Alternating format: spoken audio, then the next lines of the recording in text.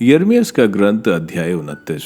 यह लेख उस पत्र का है जिसे नबी यिर्मयाह ने यरूशलेम से निर्वासितों के नेताओं तथा याजकों, नबियों और उन सभी लोगों के पास भेजा था जिसे नबूकदनेस्सर बंदी बनाकर यरूशलेम से बाबुल ले गया था। यह बात उस समय की है जब राजा यकोन्याह, राजमाता कंचुकी, यहूदा और यरूशलेम के पदाधिकारी, शिल्पी और लोहार यरूशलेम छोड़कर चले गए थे। यह पत्र शाफान के पुत्र एलआजा और हिल्किय्याह के पुत्र गर्मिय्याह द्वारा तब भेजा गया था जब यहूदा के राजा सिदकिय्याह ने उन्हें बाबुल के राजा नबूकदनेस्सर के पास भेजा था। उसमें लिखा था, विश्वमंडल का प्रभु इज़राइल का ईश्वर उन सभी बंदियों से यह कहता है जिन्हें मैंने यरूशलेम से निर्वासित किया है, तुम लोग घर बनाओ और बस जाओ, बगीचे लगाओ और उनके फल खाओ, विवाह कर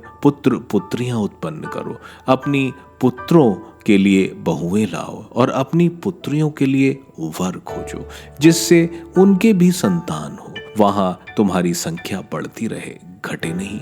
उस नगर की भलाई के लिए कार्य करो जहां मैंने तुम्हें निर्वासित किया है और उसके लिए प्रभु से प्रार्थना करो, क्योंकि उसकी भलाई में ही तुम्हारी भलाई है। विश्वमंडल का प्रभु इज़राइल का ईश्वर कहता है, अपने भविष्यकर्ताओं और ज्योतिषों के धोखे में मत रहो और उनके स्वप्नों पर ध्यान मत दो, क्योंकि वे मेरे नाम पर तुमसे झूठी भविष्यवाणी करते हैं। उन्हें मैंने नहीं भेजा है। प्रभु ये कहता है, जब बाबुल के ये 70 वर्ष बीत जाएंगे तो मैं तुम्हारे यहाँ आऊंगा। मैं तुम्हारे साथ की गई अपनी प्रतिज्ञा पूरी करूंगा और तुम्हें इसी स्थान पर वापस ले आऊंगा, क्योंकि मैं तुम्हारे लिए निर्धारित अपनी योजनाएं जानता हूं। यह प्रभु की वाणी है, तुम्हारे हित की योजनाएं, अहित की नहीं, तुम्हारे लिए आशामय भविष्य की योजनाएं। जब तुम मुझे पुकारोगे और मुझसे प्रार्थना करोगे तो मैं तुम्हारी प्रार्थना सुनूंगा। जब तुम मुझे ढूंढोगे तो मुझे पा जाओगे। यदि तुम मुझे संपूर्ण हृदय से ढूंढोगे तो मैं तुम्हें मिल जाऊंगा। यह प्रभु की वाणी है। और मैं तुम्हारा भाग्य पलट दूंगा। मैं तुम्हें उन सब राष्ट्रों और उन सब स्थानों से जहां मैंने तुम्हें निर्वासित कर दिया है यहाँ फिर एकत्र करूंगा। यह प्रभु की वाणी है। मैं तुम्हें फिर उसी जगह ले आऊंगा जहां से मैंने तुम्हें निर्वासित कर दिया था। तुम कहते हो, प्रभु ने हमें बाबुल में भी नबी दिए हैं।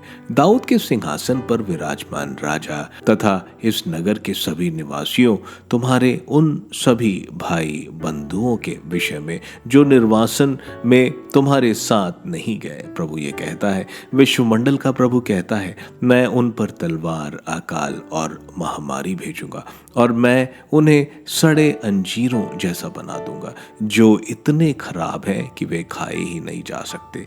मैं उन पर तलवार, अकाल और महामारी भेजूंगा और उन्हें पृथ्वी के सब राजाओं के लिए आतंक का कारण बना दूंगा और उन सब राष्ट्रों में जहां मैंने उन्हें निर्वासित किया है अभिशाप, भय, उपहास और अपशब्द का पात्र बना दूंगा। प्रभु कहता है, उन्होंने मेरी बातों पर ध्यान नहीं दिया, हालांकि मैं उनके पास बारंबार अपनी सेवक नबियों को भेजता रहा, किंतु तुमने उन पर कान नहीं दिया। प्रभु ये कहता है, किंतु समस्त निर्वासित गण जिन्हें मैंने यरूशलेम से बाबुल भेजा है, अब तुम लोग प्रभु की बात पर ध्यान दो।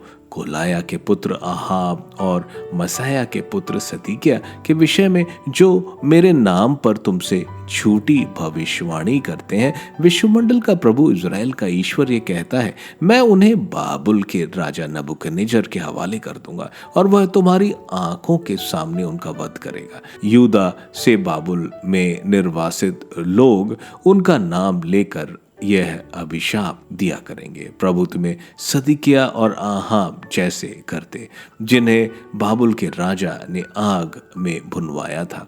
इसका कारण ये है कि उन्होंने इज़राइल में घृणित कर्म किए हैं। उन्होंने अपने पड़ोसियों की पत्नियों के साथ व्यभिचार किया है और मेरे आदेश के बिना मेरे नाम पर झूठ कहा है। मैं यह जानता हूँ, मैं इसका साक्षी हूँ। यह प्रभु की वाणी है। तुम नेहलाम निवासी शमाया से कहोगे, विश्वमंडल का प्रभु इज़राइल का ईश्वर यह कहता है, तुमने अपने नाम से यरूशलेम के सब निर्वासियों, सभी याजकों और मसैया के पुत्र याजक शफन्याह को यह पत्र लिखा है कि प्रभु ने तुमको याजक यहोयादा के स्थान पर याजक बनाया है। इसलिए प्रभु के मंदिर के प्रभारी के रूप में तुम्हारा कर्तव्य प्रत्येक पागल भविष्यकर्ता की कट बेड़ी और गलबेदी पहनाना है। लेकिन तब तुम अनातोत निवासी यिर्मयाह को क्यों नहीं फटकारो, जो तुम्हारे सामने नबी होने का दम भरता है? कारण